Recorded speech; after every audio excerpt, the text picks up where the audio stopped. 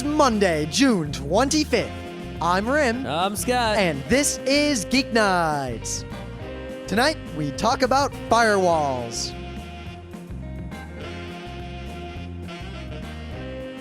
Let's do this. The second mocha that we went to, I'm sure it's not the second mocha ever, is... Well, as far as we're concerned, it is. I'm sure, okay. Yeah, it's nice and done. It was the high quality, as expected. Yep, we got to hang out with a lot of awesome podcasters at the awesome after party, but we'll talk about all that on Wednesday. Yeah, I mean, I got to buy a lot of stuff, but I kind of regret not buying some things that were there. I spent every single dollar that I had on me, and then I borrowed $10 from Scott to buy one more thing. Yeah. I would have liked to walk around it one more time, but oh well. Seeing as how many people had the exact same stuff and the exact same tables and the exact same spot as last year, I'll just go again next year, get whatever I missed. Yeah.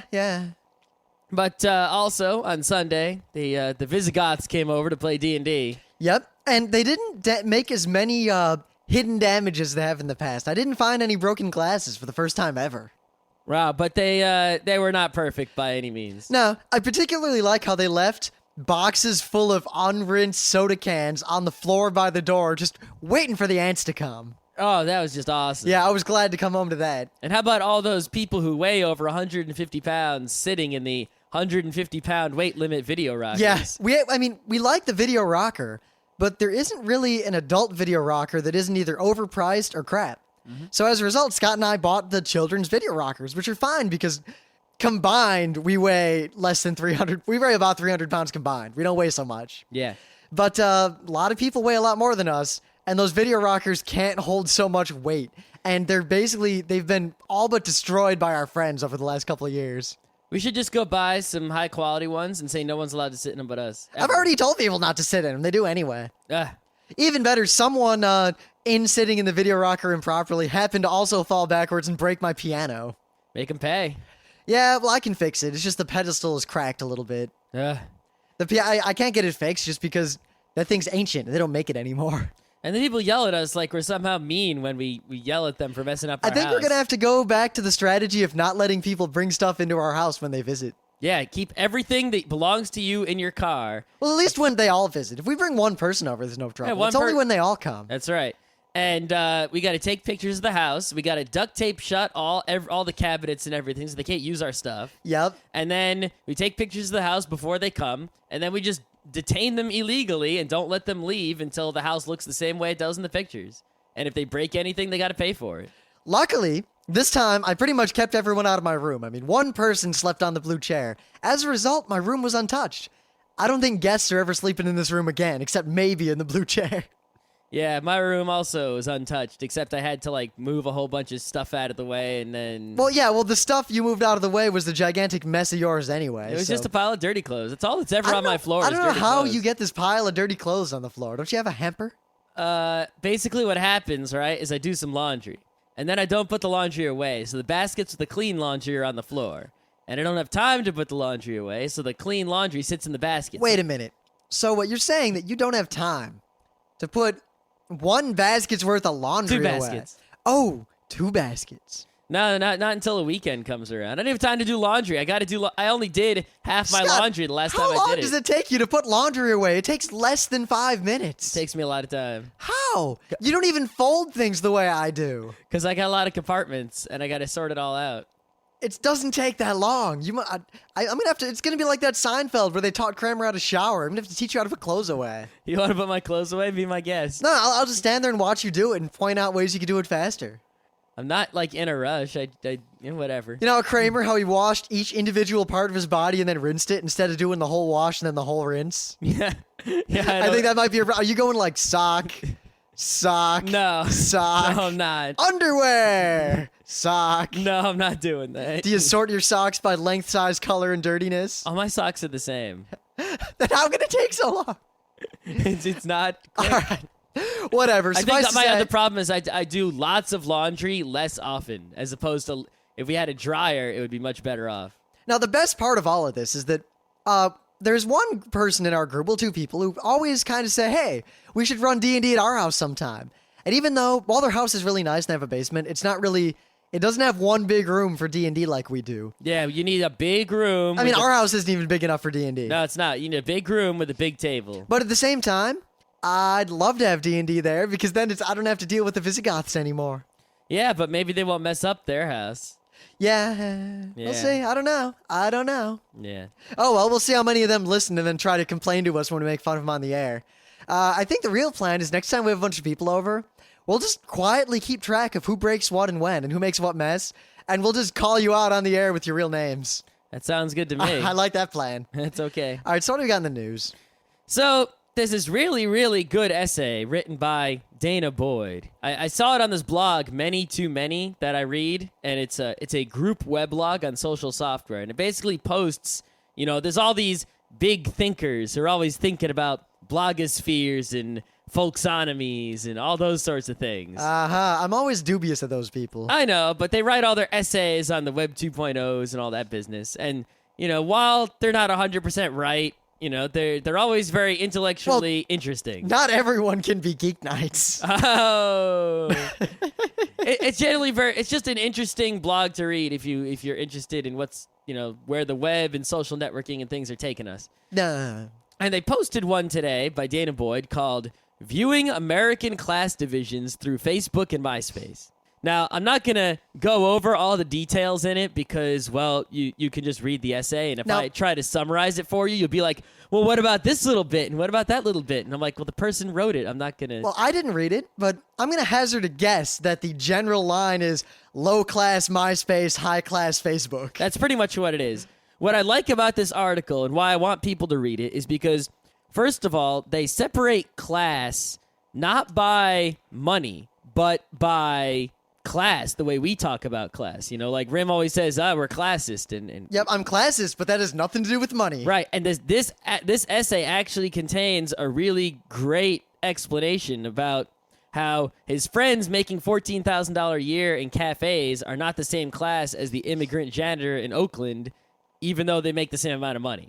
And it's like, class doesn't have to do with money. It has to do with your culture and your attitude and your lifestyle and all these other things that are up to you. In modern Western capitalism. Yeah, we're talking about America here. Yeah. This is the reason I don't want to go over everything in the article, because it's like every time you're going to be like, oh, I'm going to have to say another word to shut you up. Yep, because I got a bunch of, but what about? Yep.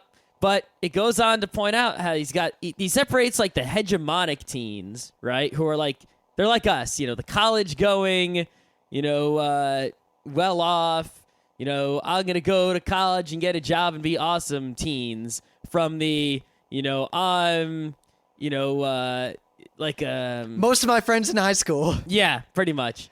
And I forget what he calls those teens. God, I realized that it's not going to be too long till my 10-year high school reunion comes up. And they talk about how...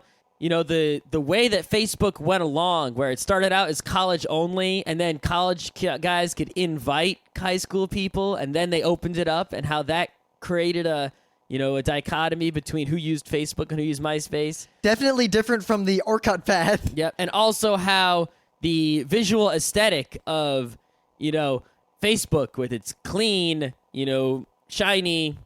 usable interface, and MySpace with its I don't think we bling. need to talk about Yes. MySpace. MySpace is, I don't know how many of you are old enough to remember back when you could have a GeoCities website with your 1 megabyte of space.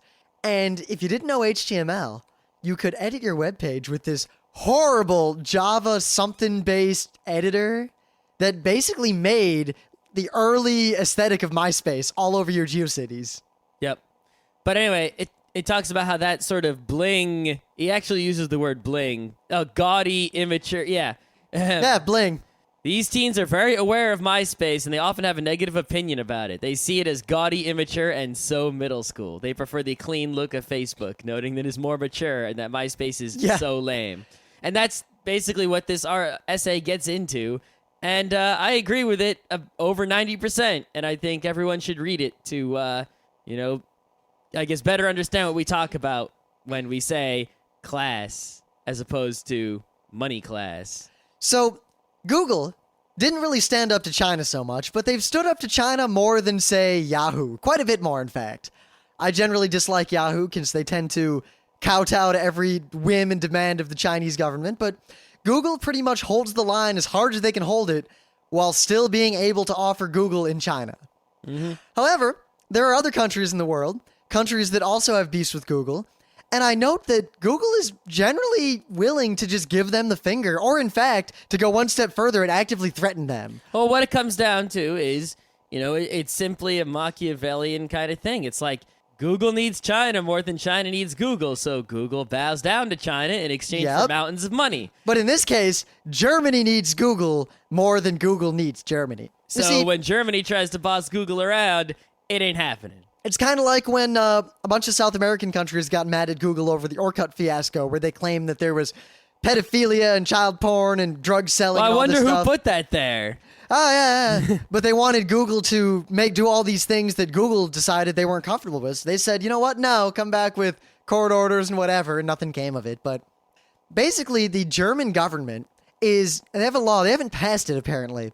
But it's some sort of German internet surveillance law that basically says that any data that goes over the internet or phone calls or anything like that has to be saved for 6 months, and anonymizing things like Tor are illegal.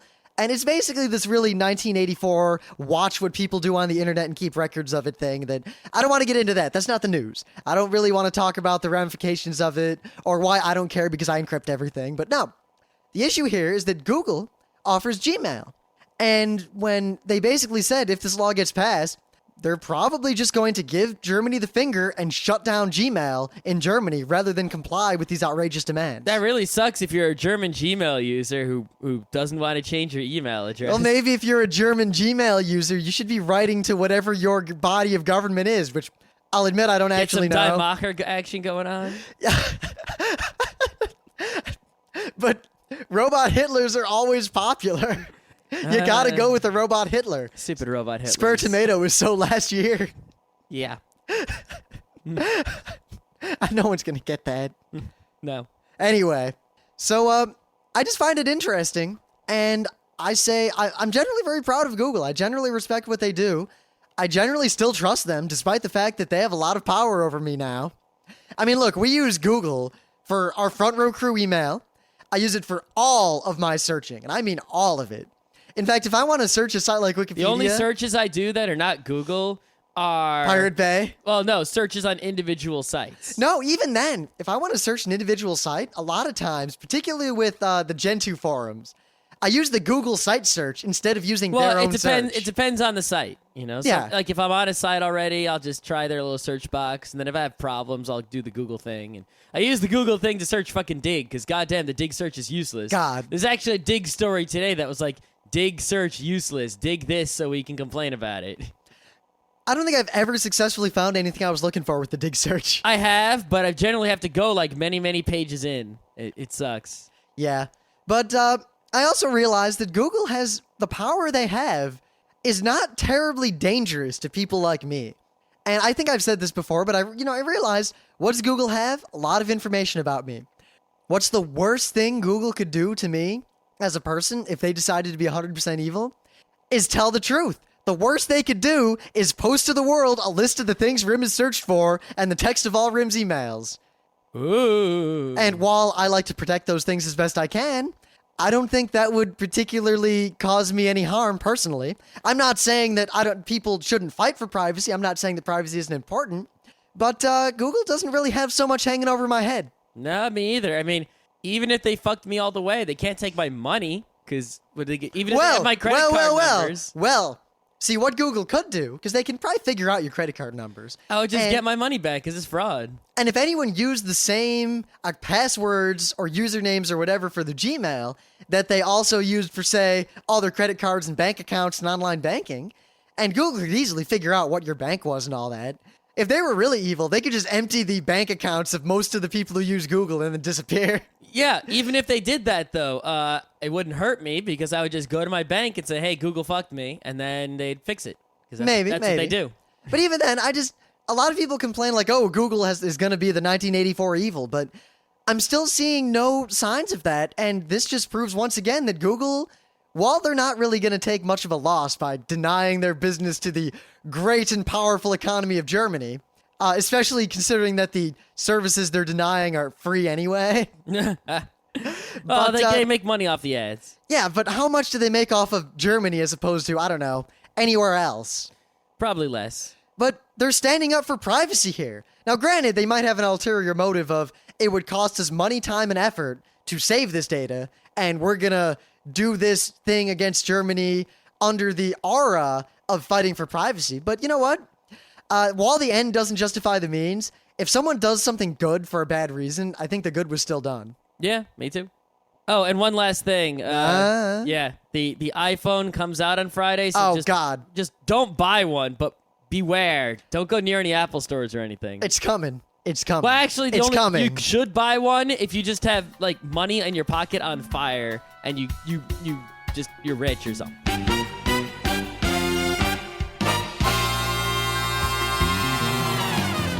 It's coming. It's coming. It's coming. Things of the day. So, there's a lot of interviews with Richard Dawkins all over YouTube and Dig, and they pop up. It seems like every couple weeks, there's a super dug up story. Check it out. Richard Dawkins was interviewed by so-and-so. Well, the man wrote a book recently, and he's got the PR machine, and he keeps cranking the PR machine. Thus, he's interviewed pretty much by like thousands of radio stations and thousands of TV stations all around the world and in all sorts of newspapers and magazines, and that's what he does. Now, I find the phenomenon interesting that people are digging these stories up, despite the fact that, by and large, if you watch any interview with Richard Dawkins, he says the exact same thing because he wrote his book, that's what he had to say, and he just says that over and over again. I mean, imagine if you... No one has brought up a credible argument against him, and he generally just knocks people down when they try to get him. I mean, imagine if you wrote a book and you have to interview with radio stations about it. So basically what happens is on some day, in the morning, they put you in a room with a phone, and it rings, you pick it up, and there's some radio guy you don't know, and he asks you a few questions. He asks you the same questions that everyone has been asking you for the last year. Yeah, you pick it up again, there's another radio guy, you hang up, you pick it up again, there's another radio guy. They all ask you the same question, you give them all the same answers. So you just get into a groove of interviewing, and every interview is the same thing. Yeah. Though, if anything, the way I see it, the reason people dig these things up is that Dig is more and more becoming a hotbed of activist atheism. Yeah, that's how it goes. And I find it funny that a lot of people on Dig complain about it, like, oh, why are these things getting dug up? This isn't blah, blah, blah. But that Dig is regardless of how wise it is, the wisdom of the masses. And the wisdom of the masses on the internet is generally very pro-atheism these days. But it seems like when people dig these stories up, I don't think they even watch the interviews. I think they just see there was a new one and decide that, all right, I'm going to dig this up because I like Richard Dawkins. And it's not just with Dawkins, it's with a lot of things. I see a lot of stories that they're not a story. There's nothing new. There's nothing interesting. It's just some garbage blog article somewhere with a headline that says something that a bunch of people on Dig agree with. So they all dig it because they agree with the headline, and then they argue about it in the comments. But other than that, it's not useful. It's just a vote of confidence in this idea.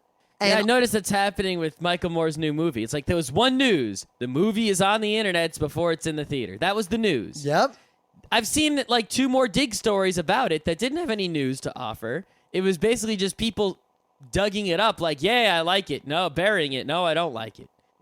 What the hell? If it's not news, it should just be eliminated by, fiat. It's not news. Gone. See, the reason unless Dig decides to change the way it works currently, a lot of people view Dig as nothing more than, all right, I believe in X. I am going to dig up anything that also agrees with the things I believe in order to spread these ideas. And it's a bunch of competing ideas, and it's less and less news.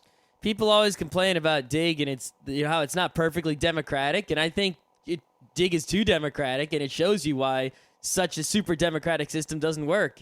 That's of course, the reason I think why Slashdot, is the counterexample where it's super editorial, but I think that's too editorial. I gotta say, whenever I actually want tech news, I still go to Slashdot because generally it hits Slashdot, I don't know, 10 minutes after Dig, so I don't get the OMG, check out what's happening right now. I'm a little bit delayed here, but usually they at least wait until there's some slight amount of verification. And while there are occasional dupes on Slashdot, they're not dupes of nothing. They're at least a dupe of something. Yep.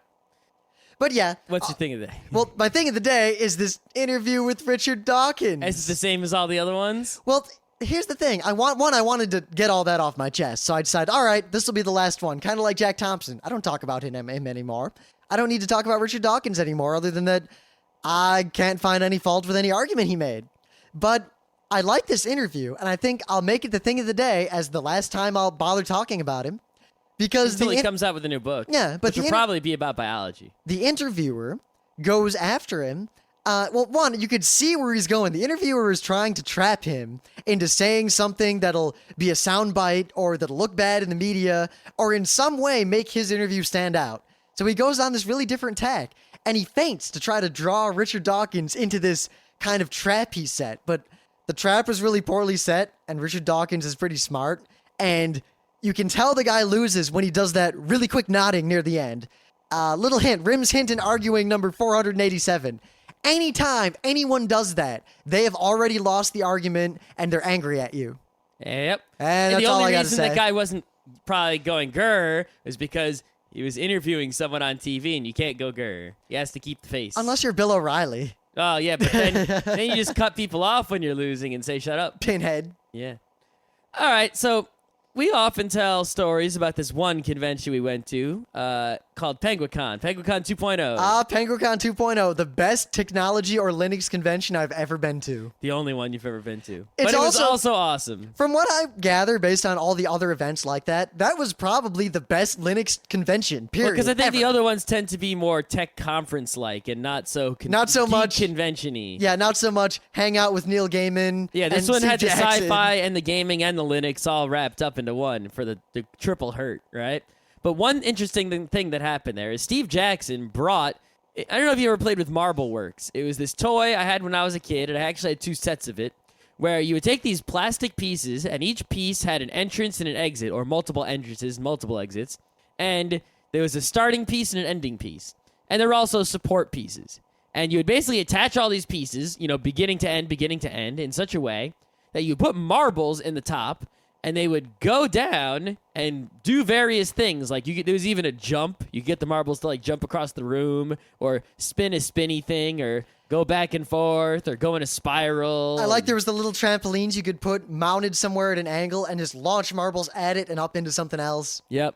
There was all sorts of stuff like that. And basically, he brought the newer, more advanced version of Marble Works. Furthermore, he brought a lot of it. Yes, that is not... I don't think it's business related to Marble Works. I think it's a different company and a different product altogether. But it's generally the same idea in that you put marbles in it, they go and they do all this crazy stuff, then they get to the bottom, and there's actually an electronic elevator that brings them back up. I forget the name of the toy, but it doesn't matter. And then the marbles go to the top, and they do it again, and it was pretty cool. And one night at PenguinCon, we were bored, and we got a crazy idea in that, hey, would it be possible to make a binary adder out of this machine? So we went over, and the thing is, he basically just dumped all the stuff in the room and said, do what thou wilt, and he was going to come back at the end of the con and see what had been made of his thing, pretty much 24/7.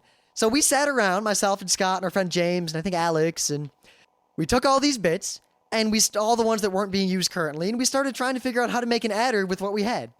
And I think we had some really good ideas when we were working on it, but I think the conclusion we came to is that in order to make an adder, we would need a new piece that wasn't in the set that would allow us to hold a marble temporarily and then release it, based on something else. And there was no piece in the entire thing, short of heavily modifying them, that would do that. Yep. So we pretty much, gave up even after much thinking, and we pretty much pushed it to the limit, and then we were done. Well, this guy here on this website, it's actually Make Magazine. Out of wood and marbles, he has made a binary adding machine. And this is pretty good to watch because, number one, it reminds me of PenguinCon. Yep. And it shows you what we were trying to accomplish. Yep. 2, if you don't know about binary math, this will help you understand how computers do math. This is how the computer you are using adds numbers together. It does the same thing, only instead of pieces of wood bouncing back and forth, it has transistors that electricity back and forth. This is exactly how it works. This is how your computer does it. You can see it now on a big scale how your computer does maths. Yep, if you wanted, you could do calculations with this thing straight up. You could make a bigger one. You could make a nested one. All sorts of fun things. Yep. If you have a little pocket calculator, it is doing this. Exactly doing this. The same thing that's going on here with transistors instead of wood and marbles. So if you don't understand binary math, this is a good video to watch.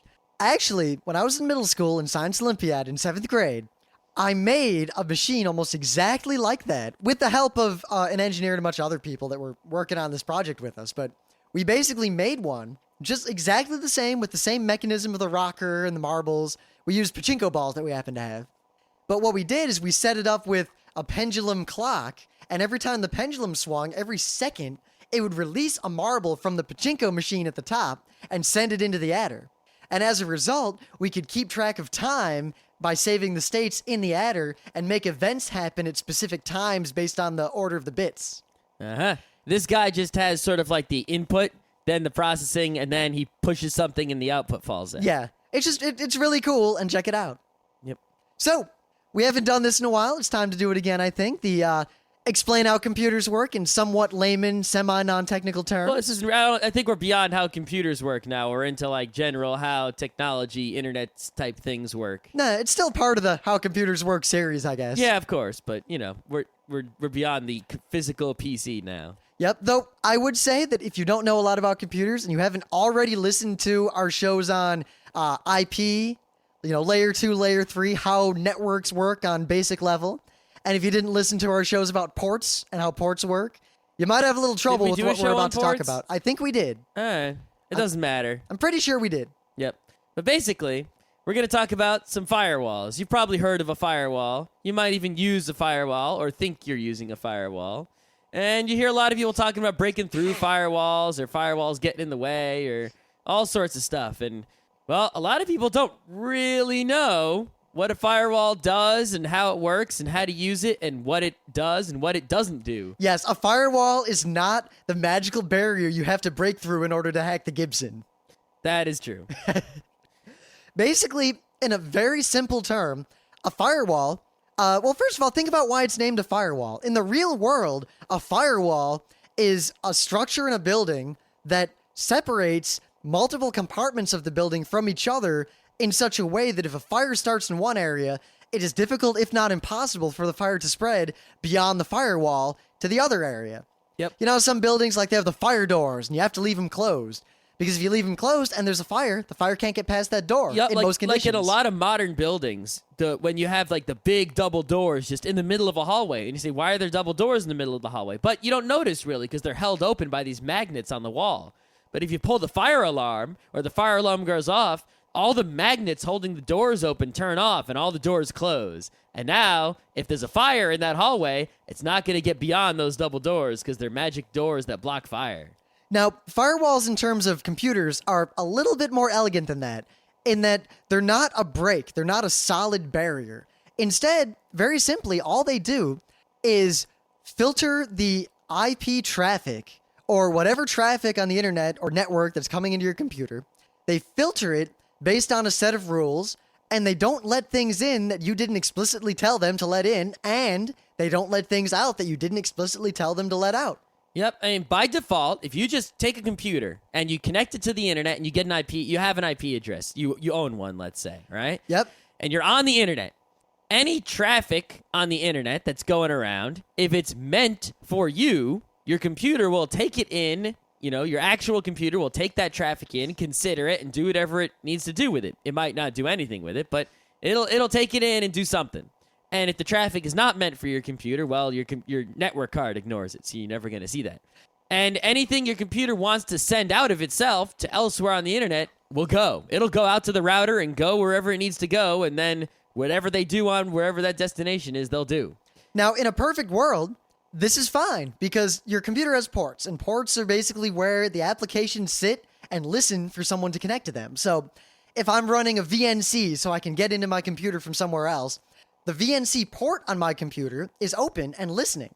And whenever someone connects to it, it says, basically, I'll connect and say, hey, port VNC, are you there? And my computer says, why, yes, I am. And I say, I am so-and-so, and I would like to VNC. And the computer says, I've checked, you are okay, I am letting you in. That's great. But what if Scott decides that he wants to VNC into my computer, and I don't want him to? Well, he knows that my computer's online, so he connects to my computer. And the computer says, hi, I'm port VNC. And Scott says, I know. And now, while theoretically in a perfect world, the VNC won't let him in because he can't authenticate properly. Yeah, I don't know the VNC password, So I get this login screen to log into VNC, but I don't know what the password is. But in a perfect world, the software on the computer itself is secure and just doesn't let Scott in anyway. So now Scott has learned that my computer is running VNC because it responded and said, hi, I'm running VNC. But beyond that, there's nothing he can do. However, the world is not perfect. In fact, VNC, many versions of VNC, like older versions especially, have many flaws, and I'm sure new flaws will be discovered. It is far from a perfect service, and pretty much anything you run on your computer, even SSH, which is probably the most secure thing in the world, is not 100% perfect. And furthermore, a lot of times your computer has ports open and you don't even know it. Yep. And someone who knows what the business is, even if you have VNC and even if you have a password, someone can still connect to that and do something. They can get the VNC going on. Maybe they can type something in as a username and password that's all garbled that will confuse VNC because it has a bug in it and will override it and let them log in. Maybe they can manually craft some network packets and send those packets to the VNC port, thus confusing the the VNC service and giving them access. There's all sorts of things they can do. Yep. Now, and you don't want them to be able to try those things. Even in a perfect world, by having your computer exposed like that, people can learn more about your computer than you might expect. Because you can do something called port scanning, where my computer isn't behind a firewall. It's just connected to the internet. Anyone can see it. Someone could just start on port 1 and go all the way up to the top, knocking on every single port saying, hello, anybody there? And recording whatever response they get. And certain operating systems respond to certain things in different ways. Certain applications respond to things in different ways. And you can learn a lot of information about a computer just by looking at what ports are open. Yeah. Be like, oh, look. This computer has these ports open. Oh, and this is the response I get from that port, so I know what service that is. Hey, did you know that like a default installation of Red Hat 6 has the exact same ports open and the exact same services running on those ports as this computer? Obviously, it's a Red Hat 6 machine. Well, it just so Let me look happens. up a Red Hat 6 exploit. Oh, look, I owned you. Yep. Now, you might think, because this is a common fallacy, if we ever do more shows on computer security, we'll talk about this a lot. But a lot of people think, all right, but what hacker out there is going to go after me? And the real answer is no. No hacker is going to target you. Unless you're a bank or something. Yeah, but if you're just a home user, it's not like Rim the hacker when he was in middle school or high school thought, I'm going to go get Scott Rubin, this guy I've never met, because I just happen to know his IP address, and he's a fucker. I mean, theoretically, if you're at DEF CON or something, then yes, someone might come after you. Or if you have a friend or, an enemy who's someone you know in real life, maybe like a kid at school is like actually elite hacker, like a really elite hacker, and he wants to get you, then maybe you could get gotten. Yeah, but the odds were, you might think, all right. Or if you go on IRC in some dangerous chat room and say something stupid. But in general, no one's going to go after you. And that's true. The problem is, computers are fast. It is not very difficult to scan one computer all the way through on the ports. It's not that difficult to scan every computer on the internet for all its ports. It's also not very difficult to say, if you get one computer, then you turn it into a zombie, that you can get that computer to scan a bunch of computers or just send out attacks. You can just start attacking without even checking to see if that attack will work on all the computers nearby. And, if you just shoot a machine gun left and right... I was just going to make a gun analogy, you're going to hit somebody. Think of it this way. And if you got a lot of machine guns and a lot of zombies, you're going to end up hitting a lot more people and turning them into zombies too. In the modern America, or Finland or whatever, you're walking down the street, you might think, well, everyone says I should wear a Kevlar vest because those stop bullets, but... no one's going to shoot me. I'm just some guy. And that's true. No one wants to shoot you. But the internet is not modern Finland. It is the Wild West. The internet is the Wild West, and there are bullets and Indians and cowboys and hatchets everywhere, flying randomly in every direction. It's not even the Wild West. It's the Wild West if every street had a Maxim machine gun pointed in every direction, firing 24/7. So you kind of want to put some armor on so you don't get chewed up. Yeah, and there's a lot of reasons. It's not just security. Firewalls also serve the purpose of keeping traffic out of your network to prevent it from slowing it down. I mean, our network here gets hit in terms, like someone will try to connect to the IP address we have on the outside via SSH probably once a second, 24/7. And if we let that into our router's going to have to deny or deal with all those connections. If we let it into our network, it's going to go to our computers and mess with all of our, even if it doesn't break in, even if no one hacks us, it's still using our network capacity and causing trouble for us. Yeah, we have to, all these packets get through into the network, and they eventually get to a computer, and then that computer has to deal with it. If we can somehow keep these packets outside of the network, because there's only one hole, one pipe that goes out onto the real internet. Tube. Yeah, one tube that goes from our network to the internet. If we can somehow keep all the packets we don't care about on the other end of that tube, then our computers don't have to worry about them, and our computers can only worry about the things they have to worry about, and some other machine on the other end of the tube can sort of keep all the bad bits out. Now, there are hardware and software firewalls, and we're really talking about hardware firewalls, but we'll talk about the difference at the end of all this. Yep. The way the firewall works on a fundamental level is extremely simple. The complexity is all in knowing what commands and numbers to put in and what rules to set. But basically, a firewall is a very simple computer, and it looks at the traffic coming in, it applies rules that you wrote to that traffic, and then forwards it as you have specified. For example, I have a firewall, right? At one side is the internet. On the other side is the network of computers in this house. I make one rule and one rule only. That rule could be, don't allow any traffic on port 8000. Okay. All this traffic is coming in from the internet, right? If it's for port 7999, it comes right through. If it's on port 8001, it comes right through. Everything would be just the same as if I connected my computer directly to the internet. But now, anything that wants to go on port 8000, it doesn't get through. The firewall just doesn't do anything about those packets. It drops them off and ignores them. And they don't go through to the other side, and my computers don't even know they exist. Yep. So on a fundamental, straight-up, dumb firewall, all you do is tell it either what ports do I want to allow in which directions, or what ports do I not want to allow. You see, there are two defaults, and it's pretty logically obvious why this is the case. You can either have a firewall that by default blocks everything and then open up the things you want to open up, or you can have a firewall that by default lets anything through and then you specifically block the things you don't want in. And both have their uses and are equally valid, but in general, the former is what people use for security because the vast majority of the ports out there, you're not serving anything worthwhile on them and you don't want anyone sniffing around. Mm-hmm. Generally, the setting that most people use, because the default setting that most people use, just to make, the quick, secure thing for a non-specific situation is, okay, don't let anything in. If someone just tries to come in unsolicited, someone just comes up and knocks on the door, just ignore them all the time, no matter what port they're on, it doesn't matter. If someone on the inside of the network wants to ask for something on the internet, let it go out all the time. These are people on our network. We trust them. They can send anything out that they want to. Now, you might want... Oh, go ahead, because I think you're going to jump ahead. Oh, am I going to jump ahead? I think so. I think you're going to state a concept that we hadn't brought up yet. Oh, it is a concept we haven't brought up Yes. yet. That's why I was moving on. Uh-huh. So, now, let's say someone on the inside connects to Google.com on port 80. We're letting that through. That's going out. Yep. It's going out. But like Scott said, we're not letting anything come in. So we can go out, but nothing can come in. And what we do when we go out is all we're sending out is a message that says, hey, Google, send me Google.com, the webpage. So Google sends it back, but we're not letting anyone in. So it doesn't get in, and now I can't visit Google.com. What the hell's the use of that? Well, the thing is, dumb firewalls or stateless firewalls are like that. And you have to specifically set up exactly what you want going in and what you want going out.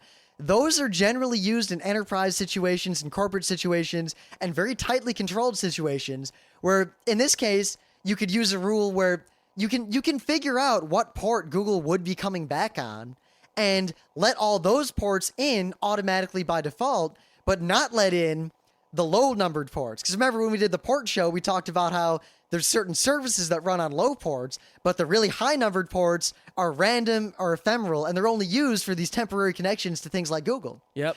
But even then, that's still a kind of complicated firewall rule, and you got to deal with it. And you never know. A service could be running on a high-numbered port. You could get screwed. A lot of virus, bot, whatever things will run their evil services on the high-up ports because they know that a lot of dumb firewalls will let stuff in on those ports. Thus, the concept Scott was going to get to is that intelligent firewalls, new firewalls, modern firewalls, not piece of shit firewalls. Well, yeah, granted, though, I have oftentimes set up firewalls that were not stateful on purpose. Yes, but they are not useful for normal people. Yes. They're useful for mostly computers that, not desktop computers that people are sitting at. They're useful for other sorts of computers in, strange environments and data centers and all that sort of thing. A big use is in networks, like between two large networks where you know exactly what's going to be going around. Yep. But the other thing is that any, firewall that is the new kind can do everything the old kind can do. Yeah. So, even if you're using it in the old style, the busted style, you can still use a new firewall that is capable of doing awesome new things. Now, a stateful firewall, as opposed to a stateless firewall, very simply remembers what's going on. So you can tell it, all right, let anything go out, no matter what. And let anything that is associated with a pre-existing outgoing connection come back in. So if I connect to google.com, that's a pre-existing outgoing connection. And when the stuff comes back from google.com for me, the firewall knows that goes along with the stuff that I sent out already, and it lets that in, but it doesn't let anything else in. So it only lets things in that are solicited. If I ask for something to be brought in from the inside, it lets it in. If it's not asked for, it doesn't get in. Now, you might wonder, well, how does the firewall know what was solicited and not? It's really smart. Well, actually, the answer is there's a couple different ways to do that. I think that's a little too technical for the level we want to go for today, but suffice to say, it's really smart. We'll do a show in the future on smarter than you on how it's actually still kind of dumb, but there a lot of the ways to do it can be fooled, and the ways that are more difficult to fool are also more difficult to implement and expensive. But you usually have to buy a thing from Cisco for a lot of money. Yeah, I mean, basically, we could go into more technical detail, but that's all you need to know. That's how a firewall works. That's all it does. It's very simple. Now, that was a hardware firewall. A box, like a Cisco Pix or something. Yeah, we're talking about a box with lights on it and two holes, and a wire goes in one hole and another wire goes in the other hole. Now, a lot of costs people like hundreds of dollars. Like to run software firewalls, which basically do the same thing that a hardware firewall does, but they run on your computer as a program, as a service, and they co-opt all your ports, and they block things on their own. What we're talking about here is Zone Alarm, Cygate, Windows XP Firewall. has it built in. Yep, Vista has it built in. I think actually Mac OS has something built in, sort of like that. These are generally fairly effective, and they're better than nothing, because you can at least know what ports are open, or set it to by default block ports you're probably not going to use. Yeah, and a lot of them will tell you, like, hey, someone's trying to connect on this port, or hey, you're trying to use this port. Are you sure you want to use this port? And that way, let's say a virus gets on your computer from an email attachment, and it tries to send zombie bytes out on the internet.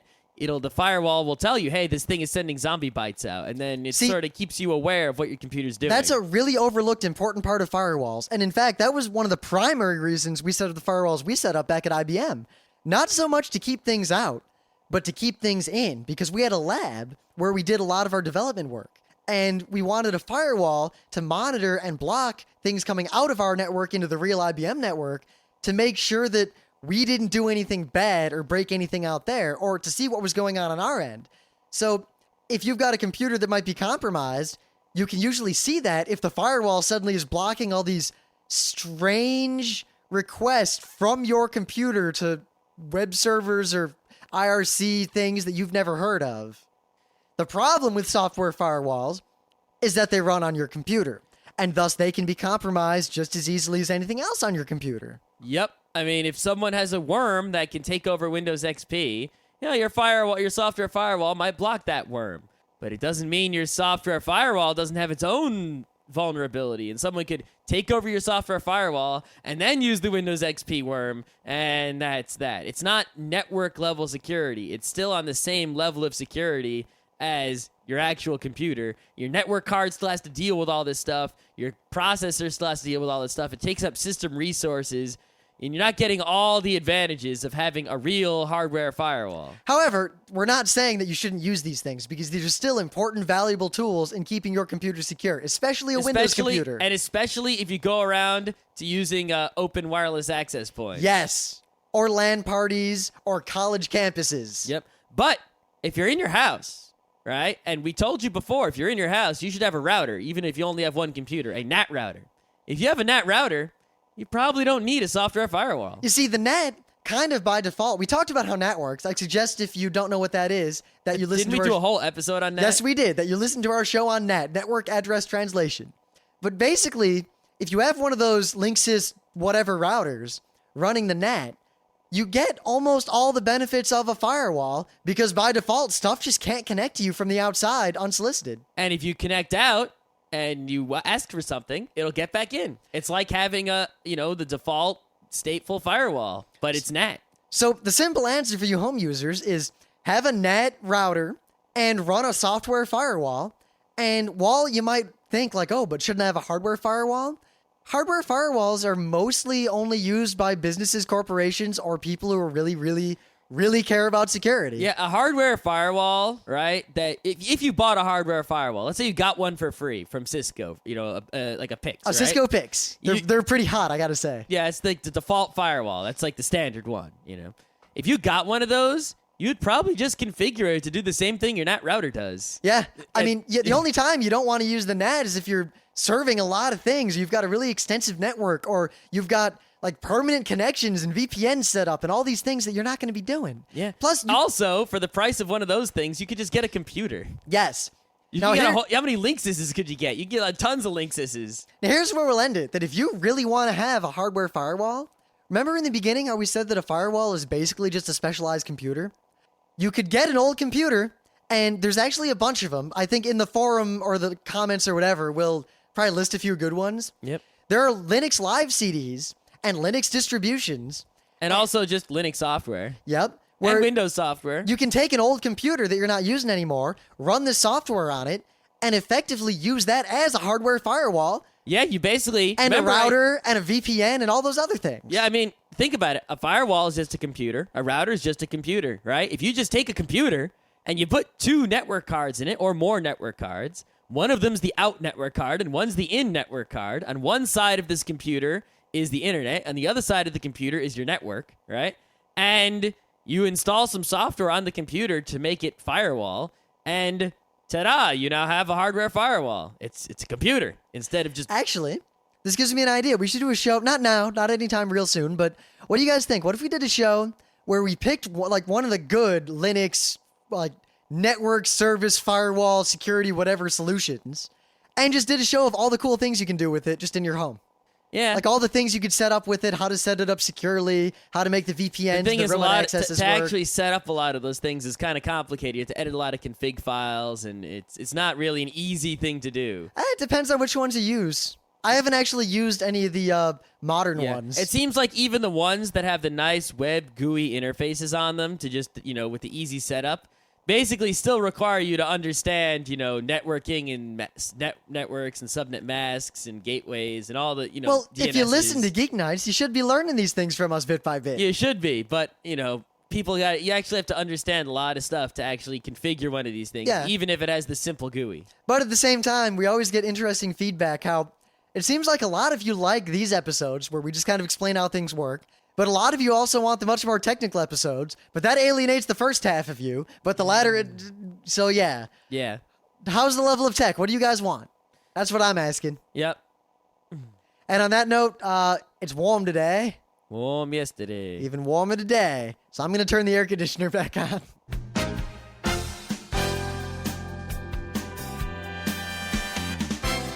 This has been Geek Nights with Rim and Scott. Special thanks to DJ Pretzel for the opening music. Be sure to visit our website at www.frontrowcrew.com, where you'll find show notes, links, our awesome forum, a link to our Frapper map, and links to all the RSS feeds. We say feeds plural because Geek Nights airs 4 nights a week, covering 4 different brands of geekery. Mondays are science and technology. Tuesdays, we have video games, board games, and RPGs. Wednesdays are anime, manga, comic nights. And Thursdays are the catch-alls for various rants and tomfoolery. You can send us feedback by email to geeknights@frontrowcrew.com. Or you can send audio feedback via audio. Just click the link that says Send Me an Audio on the right side of our website. If you like what you hear, you can catch the last 100 episodes in iTunes or in your favorite podcatcher. For the complete archives, visit the website, which has everything. Geeknights is distributed under a Creative Commons Attribution Non-Commercial Share-alike 2.5 license. This means you can do whatever you want with it as long as you give us credit, don't make money, and share it in kind. Geeknights is recorded live with no studio and no audience. But unlike those other late shows, it's actually recorded at night.